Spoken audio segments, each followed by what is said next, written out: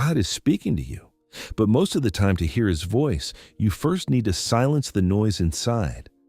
As something feels good to you, and you cannot let it go. Maybe a glass of something, maybe a cigarette, maybe you open the fridge and eat even though you are not hungry. Maybe you scroll through shopping sites, adding things to your cart that you do not need. Maybe you pick up your phone without looking for anything, just looking. Maybe you became so attached to someone that you can no longer exist without them. And there is a voice inside you saying, "This is not good, I know this, but I cannot stop." If you open this video, that voice is still speaking. Today I want to talk to you about addiction, but maybe not in the way you are used to. Because addiction is not a weakness. It is not a lack of willpower. Addiction is the way something you carry inside finds its way out. And life is showing it to you because that something wants to heal. Think about this for a moment. Why does a person drink?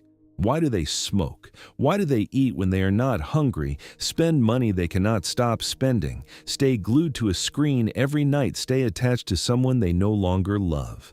Every single time the answer leads to the same place: to run from feeling, to fear being alone with themselves, to silence something inside, a pain, an emptiness, a voice. Addiction is actually a solution, a terrible solution, but a real solution found against a real pain. And life is a mirror. What you see outside is a reflection of what you carry inside, so that addiction is not a coincidence. It is a message. It is telling you something.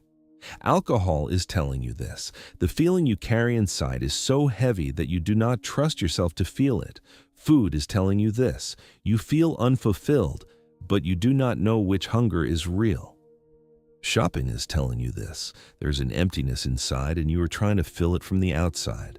Cigarettes are telling you this. You feel out of control and you want to have a say over at least the rhythm of your breath.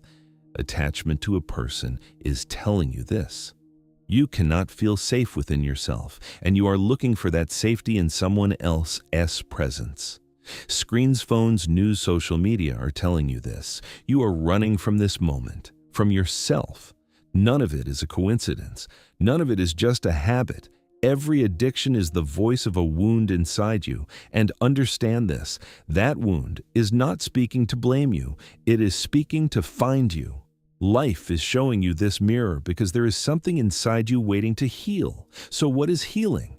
Healing is not forcing yourself to quit that addiction, because an addiction abandoned by force does not solve the pain beneath it. The pain comes back through another door. Years later, it returns as a different addiction, or it descends into the body. Real healing is this: asking what lies beneath that addiction. What are you really feeling? What are you doing this to avoid feeling? Which pain, which belief, which old decision is creating this need? Because addiction is a temporary painkiller. And after every painkiller wears off, the pain comes back bigger. Life is showing you this so that you stop. Look, feel, do not run. You need compassion. When you look at yourself from the outside, what do you see? A weak person, an addicted person, someone who cannot change. Now, step back a little. That man, that woman was once a small child, and that child was in pain, and they looked for a way. And this was the way they found. Do not judge them, understand them, because that child was doing the best they could with what they had. They were not broken. They were surviving. And you are still that child in many ways, still protecting yourself the same way, still reaching for the same things when the pain gets too loud. But here is what life wants you to know.